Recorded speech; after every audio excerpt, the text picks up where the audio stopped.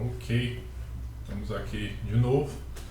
Vamos para a nossa introdução de grafos a grafos, parte 2, em comunicação em redes.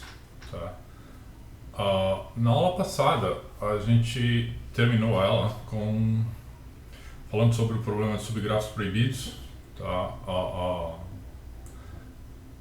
Situações extremais, né? Tá? Exemplos limítrofes. E a gente enunciou o termo de Mantel, que dizia que dava uma condição suficiente para que um grafo tivesse triângulos ou fosse livre de triângulos, né? Depende do lado do valor limítrofe que a gente está. Tá? Então, basicamente, o que ele enunciava é que se a gente tem um grafo com n vértices, se esse grafo tiver mais do que n quadrado sobre 4 arestas, um valor relativamente grande, né? Mas então a gente tem a certeza que ele possui um triângulo. Tá? É aquela situação adversarial que, como se você tivesse uma pessoa colocando arestas no gráfico tentando evitar a formação de triângulos. Tá? E a partir do momento que ela colocasse n quadrado sobre 4 mais 1 arestas, então aí, olha, não tem como evitar. Tá? O triângulo pode aparecer antes, se ela fizer um movimento não ótimo, né? Se ela usar uma estratégia não muito boa, mas se isso fosse um jogo que, no caso a pessoa você quisesse colocar arestas num gráfico com n vértices, o gráfico começa inicialmente vazio, você vai colocando arestas tentando evitar triângulo, e você tenta usar uma estratégia que, se uma aresta for formar triângulo, você não coloca e passa para outra. Mas a verdade é que quando o que o termo de Mantel especifica é que quando você chega quando você ultrapassa o valor de n quadrado sobre 4 arestas, aí certamente o grafo vai ter pelo menos um triângulo. Tá? E a gente mostrou, a gente forneceu um exemplo que mostra que esse valor é justo, né? Ou seja, que a gente consegue construir um grafo exatamente com n quadrado sobre 4 arestas, um grafo bipartido, que tem n sobre 2 vértices de um lado, n sobre 2 vértices do outro. Estou supondo que o n é par aqui, tá? Para não precisar preocupar com arredondamento inferior e arredondamento superior. E nesse grafo a gente conseguiu colocar n quadrado sobre 4 arestas, e como ele é bipartido, ele não tem ciclo de complemento ímpar, então necessariamente ele não tem triângulo. Mas qualquer aresta que a gente coloque nesse grafo, ela certamente vai formar um triângulo. Por quê? Porque não tem mais possibilidade de colocar aresta ligando a classe aqui de vértices que está na parte de baixo para a parte dos vértices que estão na parte de cima. Tá? Qualquer aresta agora vai ter que ligar vértices de uma mesma classe, por exemplo, essa aresta aqui, tá? E ela formaria um triângulo. O triângulo aqui está claro, né? Tá? Mas a gente vai provar, eu deixei um roteiro para vocês tentarem provar o termo de Mantel, e é basicamente isso que a gente vai fazer no começo dessa aula. Tá? E a prova é para um grafo genérico, não necessariamente para esse grafo que a gente apresentou aqui. Esse grafo é um exemplo. Tá? Então, como é que funcionava essa história? A gente deixou esse roteiro. Né? Primeiro era pegar um grafo, a prova era contrapositiva. Tá? A gente pega um grafo que supõe que ele não tem triângulos, analisa a vizinhança dos vértices e eles têm que formar conjuntos estáveis. Porque se não fosse o caso, a gente já teria um triângulo logo de cara.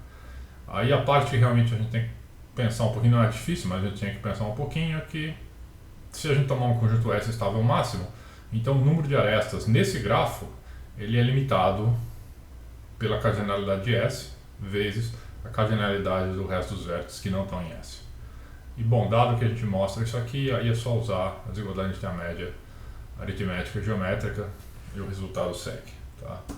Então, rapidamente, os detalhes da prova são esses aqui. Então, a gente pega lá G, um grafo com n vértices e m arestas. Tá? Então, o grafo tem n vértices e arestas, a gente supõe que ele não tem triângulos, ele está livre de triângulos. Então, pega um S, conjunto estável de cardinalidade de máxima. A gente já sabe que, tá? Imagina que S tem um vértice com conjunto estável de cardinalidade máxima, e coloca em T os demais vértices que não estão em S. Como G não tem triângulos, a vizinhança de qualquer vértice do grafo, ela é um conjunto estável. Tá? que a gente ganha disso? Bom, a gente ganha que então o grau de qualquer vértice nesse grafo, ele é menor ou igual à cardinalidade do conjunto estável máximo, ou seja, ele é menor ou igual à estabilidade, o número de estabilidade do grafo.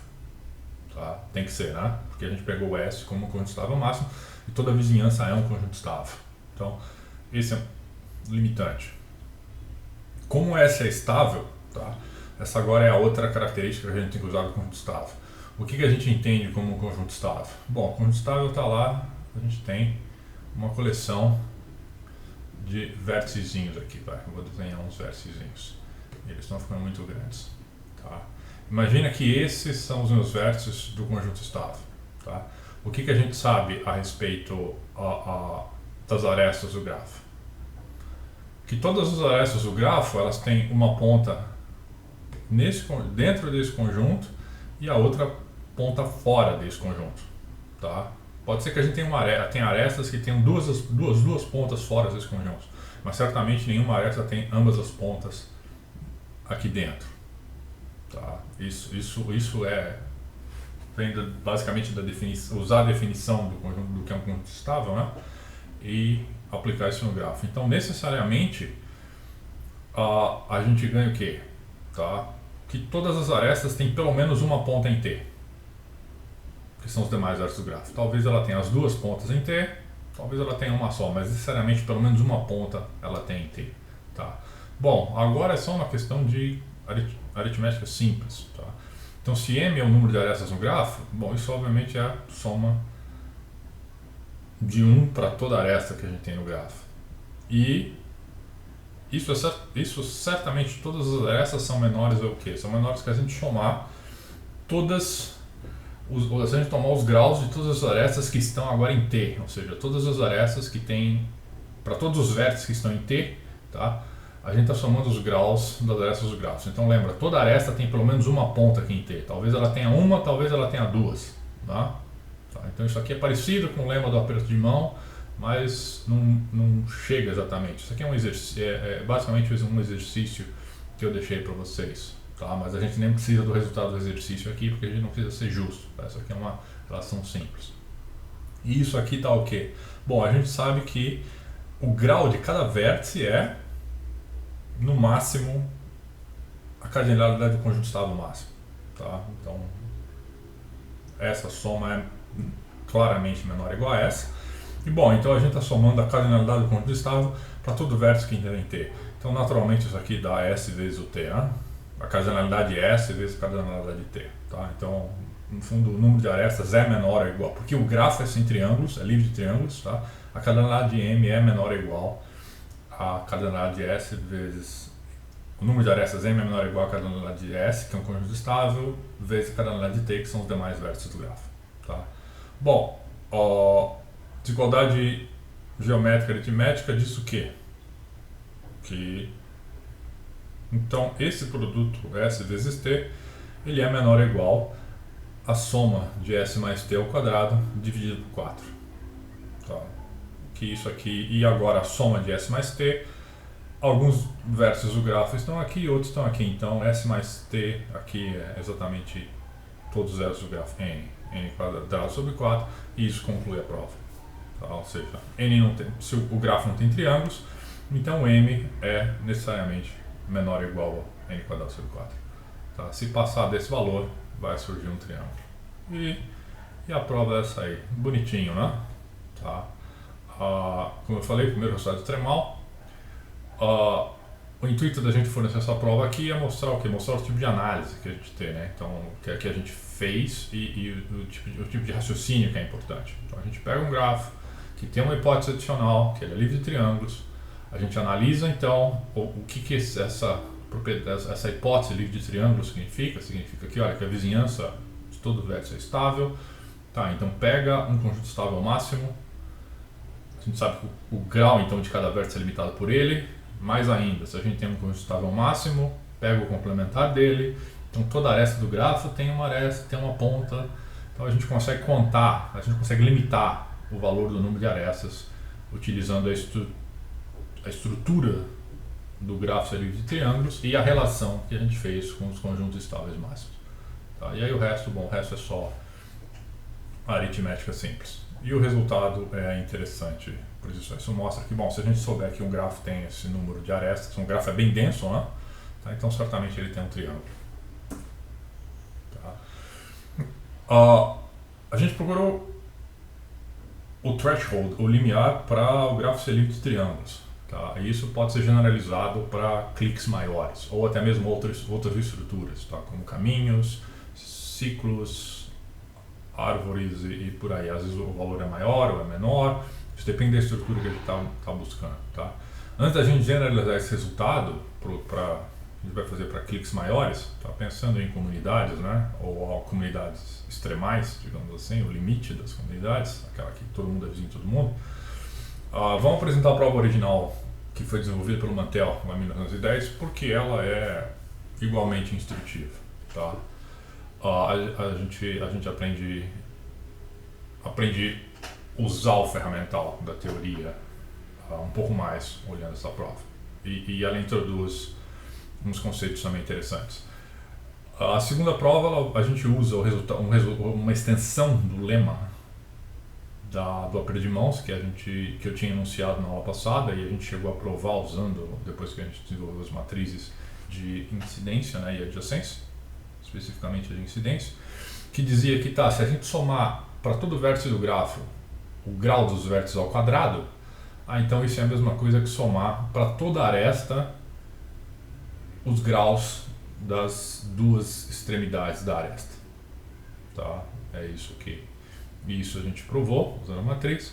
E a gente vai usar também agora a desigualdade Cauchy-Schwarz, tá? Que é uma desigualdade que vocês certamente encontraram no curso de Geometria Analítica e Vetores, e deve ter aparecido em cálculo também, que é funções reais de uma variável, e para quem já fez álgebra linear, certamente apareceu lá também, tá? Que ela diz o seguinte: ela diz que se a gente fizer, aqui numa expressão combinatória, né? Se a gente somar, se a gente tiver lá n valores xi, yi, tá? Se a gente somar o produto de xi e yi e elevar ao quadrado, isso é menor ou igual a gente somar o quadrado dos xis, somar o quadrado dos y's e multiplicar os dois. Tá? O Cauchy-Schwarz é uma versão um pouco mais forte do que a desigualdade triangular, né? Mas e ela é uma das desigualdades mais úteis que a gente tem na matemática toda, tá? Por ela ser extremamente básica e ela aparece em tudo que é lugar. Então, antes da gente provar o resultado original de Mantel, assim, apresentar a prova dele, vamos aproveitar e provar Cauchy-Schwarz, então, tá? Que é interessante saber isso mais uma vez. Certamente vocês já viram, mas para quem não lembra, vamos fazer refrescar a memória. Tá? Então imagine que a gente tem lá dois vetores, x e y e rn. Tá? São vetores com n entradas, né? Os x's e os yj e y's. Então aqui eles moram em rn. Então, e na verdade o que isso aqui está dizendo é que, olha, se a gente pegar o produto interno, outra forma de escrever a desigualdade Cauchy-Schwarz, né? Talvez seja essa forma que vocês tenham visto, que é exatamente equivalente a essa que eu apresentei aqui no slide anterior. Tá dizendo que se você calcular o produto interno entre o x e o y e olhar para o valor absoluto dele, é menor ou igual à norma do x vezes a norma do y. Tá? Não é difícil perceber o quê?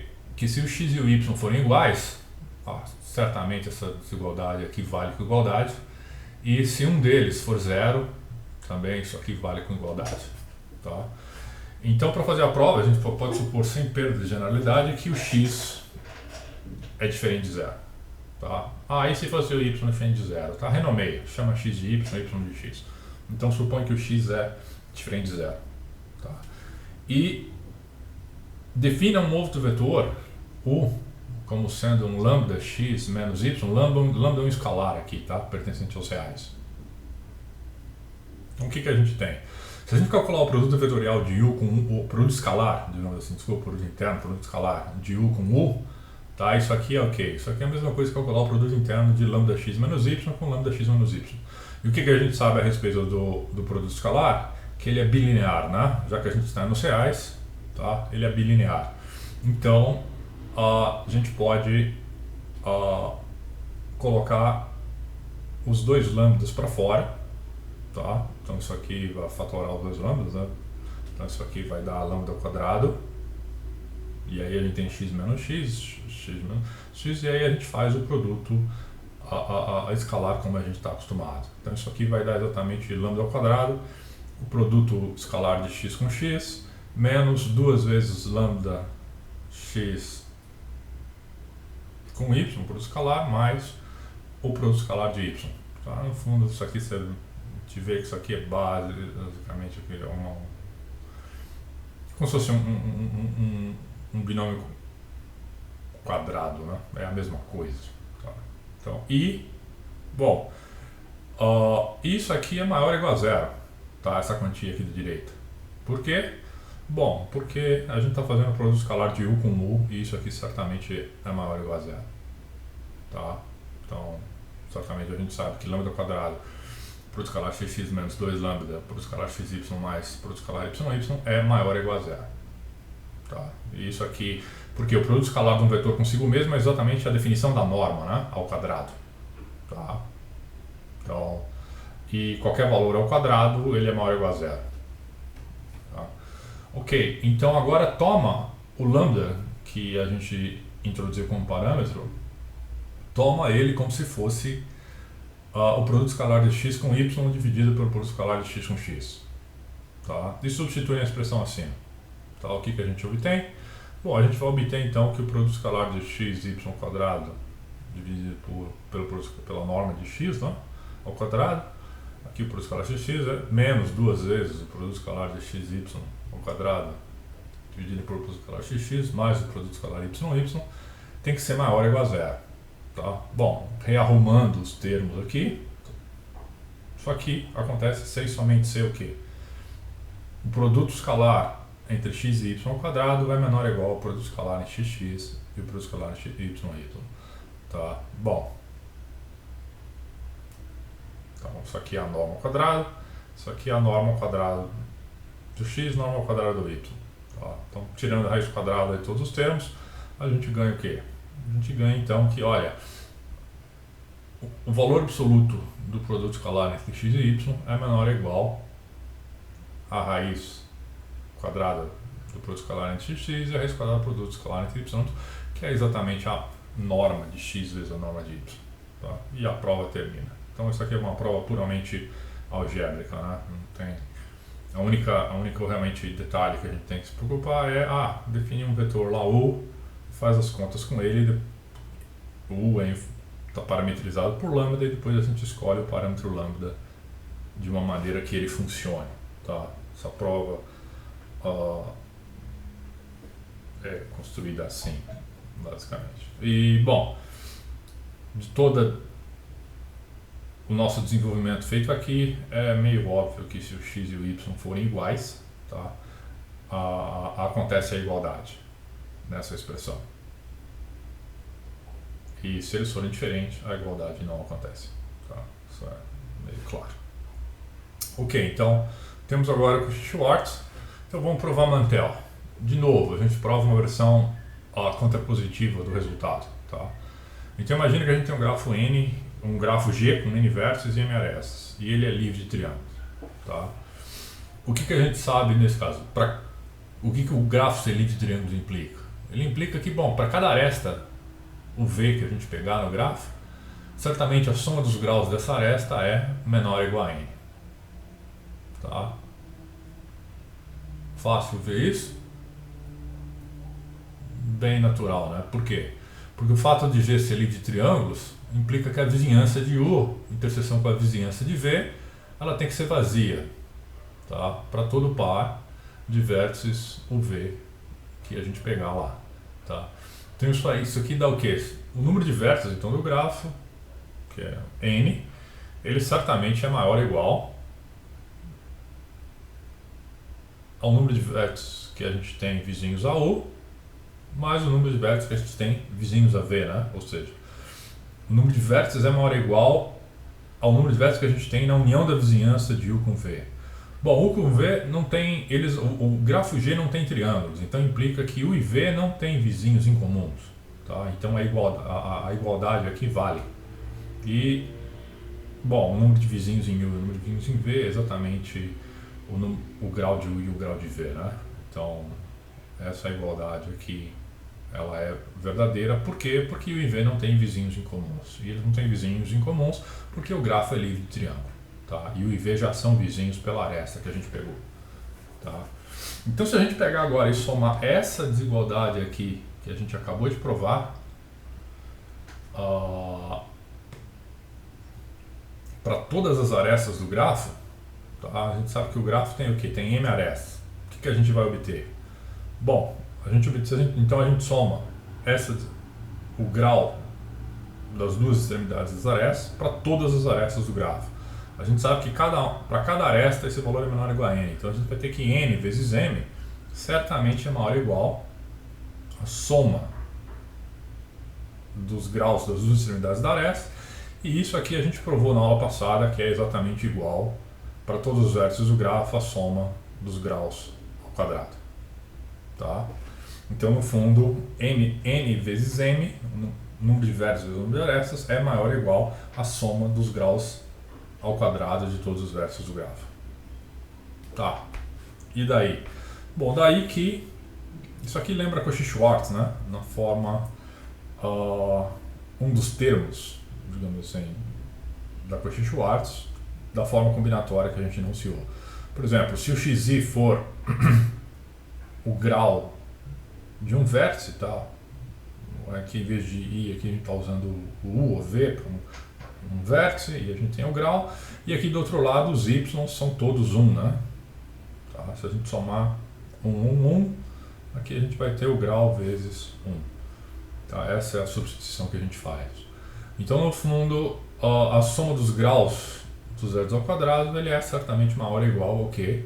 A 1 sobre n, que multiplica agora a soma dos graus ao quadrado. Tá? Aqui a gente usou Cauchy-Schwarz. 1 sobre n aqui vem da gente estar usando y igual a 1 para todo vértice. Tá? Então a gente vai ter um n, uma soma de 1 ao quadrado aqui que é 1, né? Do lado. Então vai estar um n, o n a gente passa o n, simplifica para o outro lado.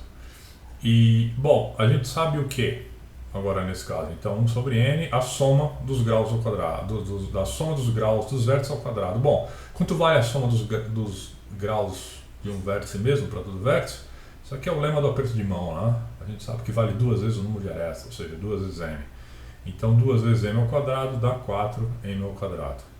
Tá? Bom, bacana, né? Rearranjando, aplicando essa desigualdade aqui então na expressão da página anterior, ou seja, a gente sabe que n vezes m vai ser maior ou igual, a gente pode colocar aqui um maior ou igual a 4. Ops, não está funcionando. Vou falar 4. Aqui a gente vai ter m ao quadrado e tudo isso aqui sobre n, tá? Então agora usando esse lado direito com esse lado esquerdo que está aqui e rearranjando os termos, tá? Segue que m é menor ou igual a n quadrado sobre 4 e é o mesmo resultado, tá? Uma prova ligeiramente diferente, né? Tá? Bacana olhar essa prova porque, bom, de novo, a gente supõe que o grafo é livre de triângulos e a gente explora esse fato. Tá? Só que dessa vez a gente não explorou que a vizinhança de cada vértice é um conjunto estável. Dessa vez a gente explorou que, olha, que a vizinhança, que para cada aresta, a soma dos graus dos vértices daquela aresta é menor ou igual a n. Por quê? Porque os vértices não têm vizinhos em comuns. Tá? E aí, basicamente, usou Cauchy-Schwarz. Tá? Usou e o lema do aperto de mãos, né? Porque ele não tinha aparecido na outra prova. Então você vê que tem... O mesmo resultado pode ser provado usando vários bloquinhos de resultados anteriores diferentes. Tá? É uma prova bacana também e usa Cauchy-Schwarz, é sempre interessante ter Cauchy-Schwarz na sua caixa de ferramentas. Tá? Quando você menos espera, ela vai te salvar. Então tá, bom, como é que funciona para generalização de Mantel? Tá? Mantel prova para grafos livres de triângulos. Tá? Turan, alguns anos depois, as coisas demoravam mais para acontecer no começo do século passado, né? Primeira metade do século passado. Então, em 41, ainda publicado durante a Segunda Guerra Mundial, tá? Paul Turan, ele generalizou o resultado de Mantel para cliques maiores. Tá? Lembra, o clique é um subgrafo completo, né? Então, se a gente pegar para qualquer inteiro R maior ou igual a 2, G, sendo de novo um grafo com vértices, ele é livre de KR mais 1, tá? A parametrização é assim. Então, se o R for igual a 2, ele é livre de K3, são os triângulos. R igual a 3, livre de K4, que é o delta L, e assim sucessivamente. Tá? Então, se o número de arestas do grafo for menor ou igual a n quadrado sobre 2, que multiplica 1 menos 1 sobre R. Tá? E observa aqui, mais uma vez, se a gente colocar aqui o R igual a 2, para o grafo ser livre de triângulos, tá? Então isso aqui dá 1 menos meio, vai dar meio, multiplica n quadrado sobre 2, vai dar exatamente n quadrado sobre 4, que é o resultado que a gente obteve com o Mantel. Tá? E aí, alguém tem alguma ideia de como prova esse resultado? É um exercício interessante. Tá? A gente provou então o caso básico dele, tá? O caso R igual a 2. Tá? Então, isso dá uma ideia de que, bom, já que a gente sabe que funciona para R igual a 2, a gente quer mostrar para um R maior ou igual a 0, talvez uma prova por indução funcione aqui, né? Tá? E é mais ou menos por aí que a gente vai, tá? Ou bem por aí que a gente vai. Antes de a gente apresentar a prova, analisar só o que o resultado está dizendo, né? Tá? À medida que 1 sobre R tende a 0, ou seja, à medida que o R cresce, à medida que o R fica cada vez maior, claro que aqui o R vai ficar no máximo no máximo igual a n menos 1, né? Porque aí a gente vai ter o grafo KN, o grafo tem n vértices completo, tá?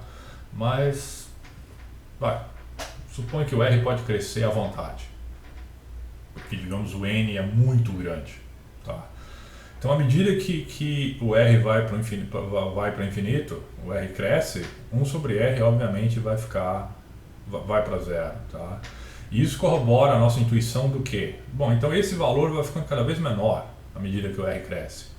Então implica o quê? Que o número de arestas vai crescendo, né? Para o grafo não ter triângulos, tem que ser n quadrado sobre 4.